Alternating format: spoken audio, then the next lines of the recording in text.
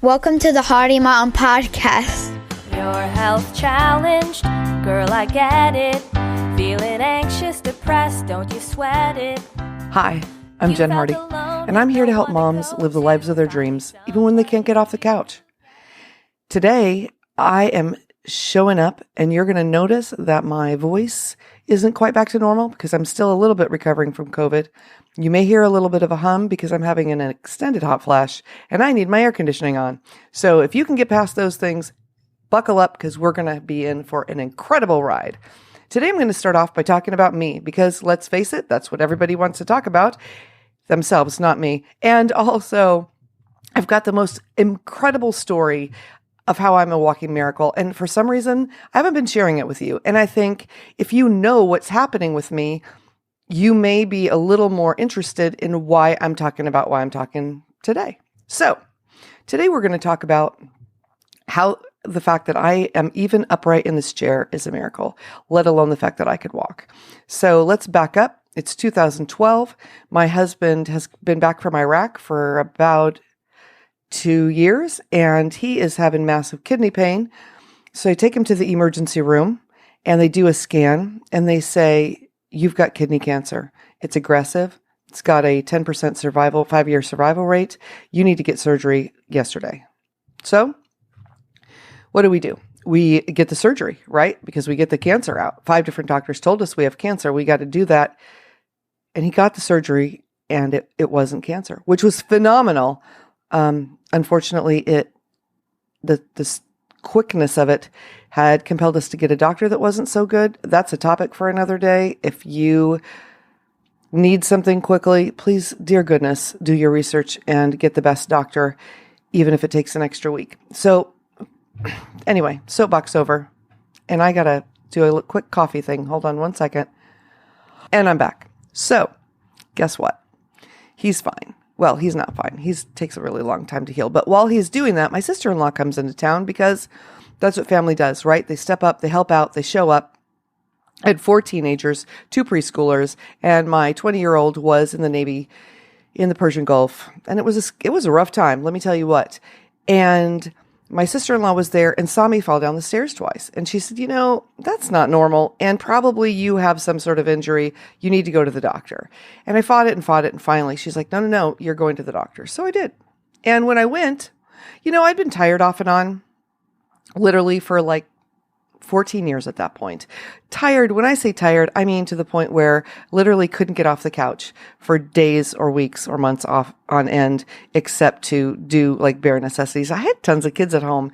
It was not normal and it was not okay. And I shouldn't have ignored it. But you know what we do as moms? We ignore things.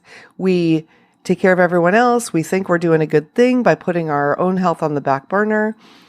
Girl, that is not doing the best thing for your family. So it took me that long to figure it out. Go to the doctor, does a scan. Oh my gosh. Almost all the muscles in the outside part of my spine, like outside of my spine and my lower back, are gone. They're atrophied. It's not a pattern of atrophy from this laying around, as I was just talking about. I've had several heated debates with people that say, well, if I wouldn't just sit around all the time, I would have more muscles. And I'll tell you why later. But that is definitely not something that we should be doing, is shaming people when they're just trying to take care of themselves. Again, topic for another day. So I get to, by series of a bunch of different doctors, to a neurologist, and he said, oh my goodness, you have spinal muscular atrophy. We need to get you into Vanderbilt. I lived at Nashville at the time. Vanderbilt was our top hospital. So I went over there, but the guy took one look at me, the neurologist, top neurologist, and he saw my eyes. And if you look at my eyes, my right eye droops a little more than my left one does. And he said, oh, it's a thing called ptosis. It's a word that starts with a P. Weird thing, but that's how sciencey weird words work, isn't it? They're not always. Anyway, so ptosis. Oh, that means you have myasthenia gravis. I bet you have myasthenia gravis. So we went through a series of tests that we're not going to discuss here because they were horribly painful, like medieval torture. And turns out, he said, you have myasthenia gravis. We're not going to care about all those muscles in your back that are missing.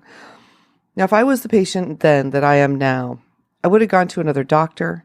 I would have said, hey, we need to handle all these muscles that are missing. I'm falling. I'm exhausted. What's happening? But I had all these kids. I was exhausted. I had a specialist tell me it was one thing. My husband was recovering from what we thought was cancer. This was a lot. I was overwhelmed, and I just went with it. So he put me on a really high dose of prednisone. And what happened was it turned me into the Incredible Hulk. So from like 4 to 6 every day, I was a horrible person. I'm not going to lie. I mean, I broke the toilet seat. I slammed it so hard, it literally broke off the toilet. I broke a drawer in my dresser. I was not myself.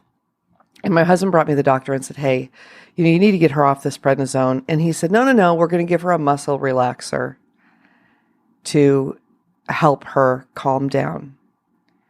So I'm going to show you a video of exactly what my muscles in my back look like on the scan, and then what normal muscles look like. If you're on the video, you'll see it now. And if you're listening audio, you can just go to the show notes, which are all those words below where you clicked on the show. And you can click to the link to my website, and it'll take you to the page where it shows you all the black and all the white. And oh my goodness. So what they said was, yeah, I need to take these muscle relaxers. But had they looked and listened to the first doctor that said, hey, spinal muscular atrophy, or done other tests to see what else it could be, which turned out that it's a form of muscular dystrophy, limb-girdle muscular dystrophy with possible another limb-girdle or another muscular dystrophy on top of it, that I can't say right now because my mouth is not working quite right, but I'll put the word up there. So what happens when you give someone whose muscles are barely working, and diaphragm, which is the muscle that makes you breathe, is barely working, a muscle relaxer? It makes those muscles stop. So I took that medicine to calm me down. Took my kids out to play softball. I took my kids out to play the most wonderful softball game. And a combination of the muscle relaxer and the running sent me to the ICU that night. That year, I spent 6 separate weeks in the hospital while my husband was working an hour away from home. And I had all these kids at home fending for themselves. And let me tell you what, it was rough. And that's what all of this is born out of. What I do. How in the world are you supposed to take care of a family when you can't get out of the hospital? You can't get out of bed. And then when I was out of the hospital, I had 20 different day-long IV infusions. Is a thing called IVIG. It was supposed to make the myasthenia better. It took 8 hours a time because they had to give it to me really slowly, because if they didn't, it made me really sick. So, I mean, I can't do the calculation. How many days is that? Honestly, it's like almost 70 days that I was glued to the bed, either in the hospital or with the IV. And then the other days I was in a wheelchair or walker or whatever. And let me tell you what, that was pretty much one of my lowest points, because I pride myself, my whole existence, my whole identity at that point was being a homeschooling mom and military wife. That is who I was. And I couldn't do anything but tell people what to do from the bed. And I kept looking for ways to find help. Like, how do I do this? What are other moms doing? But all I found online was people complaining. And so that's what led me to write my blog, Chronically Positive Mom. And then I wrote my book, The Sick Mom's Guide to Having Fun Again. If I can do it, you can too. But I didn't share with you why it was important that I could do it, and why if I could do it, you could too. And now you know, because if I could have fun laying in a hospital bed or getting this IV infusion that made me horribly nauseous while my preschoolers played around me and my teenagers brought camp chairs in my bedroom, and them and all their friends would come sit and they would keep me company and they would have fun. And yes, their friends thought it was kind of a little bit weird in the beginning, but then it became like the party place, and people would come and sit there and we'd have all this fun. And then I started getting better. And then my husband fought to get me off of that prednisone. And He did, because another soapbox of mine is frequently doctors don't listen to women, which is an episode again for another day. But when my husband went there in his army uniform and he said, "You will take my wife off of this medicine," it was like a Jedi mind trick. And the doctor said, "I will take your wife off of this medicine." And it turns out I didn't need the prednisone and I didn't need the muscle relaxer. And once I was off it, I stopped going to the hospital and I stopped needing the IV infusions and I started getting a little bit better. Now, by a little bit better, I don't mean well, and I don't mean how most people picture better, but for me, it was fantastic. I could get out of bed and walk up the stairs because we had turned our garage into a master suite. So I had to go up 7 stairs to get into the rest of the house. And for 4 months, I'd basically been locked in my room because I couldn't walk up those stairs. When I wanted to visit my neighbor, who was literally in my cul-de-sac, my kids had to wheelchair me over. It was a lot. And if you are permanently in a wheelchair, I commend you, because I know that it's something that you grow through and you can do amazing things. But when you don't have the muscle strength to push yourself in that wheelchair, and your insurance company is fighting on getting you a power chair, boy, it really just takes all of your control away. It takes everything that you people get used to doing away. And it was a rough time. So let's fast forward to now. Now, I am a walking miracle, and here's why. Because I don't use my wheelchair anymore. I don't use my walker anymore. And for the last 2 years, I haven't even pulled out my cane if I'm having a long day. Why is that? I have a progressive disease. You've seen the pictures. You've seen what normal looks like. I don't have most of the muscles in my lower back. I was told in 2019 that my diaphragm, again, that muscle that goes up and down, that pushes your lungs up and down to breathe, was working at 20% and would only get worse. In 2018, my doctors told me that I was going to get a trach, that tube in your neck, and like a straw, right, that goes into your neck, and then they hook up a machine that breathes for you into it. They were going to put a backpack with oxygen and the machine on my back so that I could be somewhat mobile, and that is how I was going to live the rest of my life. In 2018, I was told that I had 1 year until that happened. I was also told by my family practice doctor at that time that he was just going to give me whatever pain medicine I needed, which, I do. I still need it every day. I'm in a lot of pain. And just make me comfortable because I would die. Hospice would come later, but that was the plan. So in 2018, my husband and I decided that we would take a big vacation. The two of us had a 2-night honeymoon because we had 5 kids when we got married. Woohoo! Congratulations. It's a boy and a boy and a girl and a girl and a girl. And so we took a 5-night stay in Florida. Now, why am I telling you this? Well, because it was amazing and it was beautiful and it reminded me that I love the beach. And within a year, we lived in Florida on a little island 3 blocks from the beach because I decided that if I was not going to be here, then my family needed something amazing and beautiful and wonderful because they weren't going to have a mom or a wife. I'm sorry. It makes me a little bit teary because I don't like the thought of them having a life without me or a life with a new me. Because, it's just sad. Anyway, so that's what happened. So we moved to this beautiful place, and it was amazing.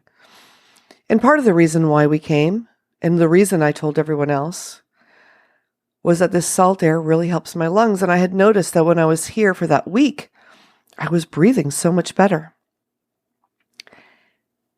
And I have been breathing so much better ever since we moved here. I barely use my asthma inhaler. And it's just been amazing. And so if you have a dream and you want to do something, I am begging you right now to do that thing. You do it while you have the time and the energy to do it. You do it even though everyone tells you you can't. I feel like, there's no lower point you can get than when the doctors tell you you're about to die.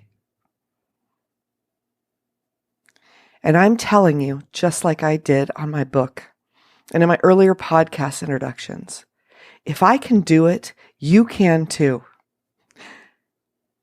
I don't know if tomorrow I'm going to wake up and have a hard time breathing again. I don't know if tomorrow I'm going to wake up and not be able to sit up or stand up, just like the doctors told me 4 years ago I shouldn't be doing. I don't know. And that's why I talked last week about I don't live every week or every day as though it's my last, because I've been told it's supposed to be my last, and that's depressing as fire. But I'm living every day as though it's my best. So whatever you're going through, maybe you have cancer, maybe you have MS and it's getting worse day by day. Maybe you have fibromyalgia and you cannot get out of bed. You can't, and nobody understands you. I'm telling you right now that whatever you can't do, you can find something that you can do. And you do that thing. You do it because you're going to feel so much better. You are going to feel amazing. A few weeks ago, I went to an amazing thing called PodFest, and it's this podcasting conference, and it's phenomenal. And people welcomed me in. And when I walked in the doors, I felt like I was just some homeschooling mom who didn't really belong. And when I walked out of the doors at the end of the conference, I felt like a podcaster who had a business and was making the difference in the lives of women, and that mattered. And I was important. And I came home and I contacted some people about getting some amazing interviews, and they have all said yes, so that you can hear from more people and more people who are conquering life and showing up and getting things done no matter where they are. And I just heard from somebody last night who I'm going to interview, who's amazing and has a story that will shock you and surprise you and drive you to do the right thing. And that is what's keeping me going. I want to help you. I want you to know that you can live. Now, what if you don't have a health issue? What if you're healthy? What if you're just scared because you don't think you're as good as everybody, or you don't feel like you have a place at the table, whatever that table is, or take baby steps and get there. Girl, you can do this. If you have an able body, imagine what you can do with it. So today I want you to write down, I want you to brainstorm. Here is my challenge for you today. I want you to get a blank piece of paper, like as big as you've got, or like take one off the printer, okay? And get a pencil. And I want you to set a timer for 5 minutes, just 5 minutes. This is all I'm asking. And I want you to turn your phone on airplane mode, and I want you to tell your family, give me 5 minutes, or go in the bathroom and lock the door and turn on the fan. And I want you to write down every single thing that you've ever wanted to do, even if it's ridiculous and you haven't wanted to do it since you were a kid. Any of those silly dreams you've had, write them down. I want you to write them down and cover that paper. And if you need to flip it upside down, flip it upside down. Write it ugly. Do not make fancy little numbers or lines or organize. No. Blah. Throw it out. Throw it at the paper. And if you need more than 5 minutes, girl, you just keep writing. You get another piece of paper if you have to. You cover it with everything that you've ever wanted to do, every dream you've ever had. And then I want you to pick one of those things, whether it's doable or not doable. If someone tells you you can't do it, that doesn't matter. Think of all the things that have been done. Kirstie Ennis, who I interviewed, who lost a leg because of her time in the Marines. She is literally climbing mountains that most people can't climb.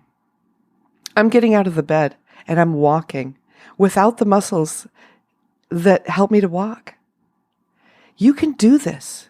And if you don't think you can, I want you to contact me, okay? I want you to email me, contact@jenhardy. No, that's not it. That's my old thing. contact@hardymom.com. or go to hardymom.com/contact. And there's a thing right there. You can send me a voice message or a written message, whatever you want. You get on the line and let me know. You can go to any social, Instagram, Facebook, whatever. I am the Jen Hardy everywhere. You tell me what you want to do and why you think you can't get there. And we're going to break it apart and we're going to help you. And I know so many people, different coaches and different people that can help you. Because you can get there.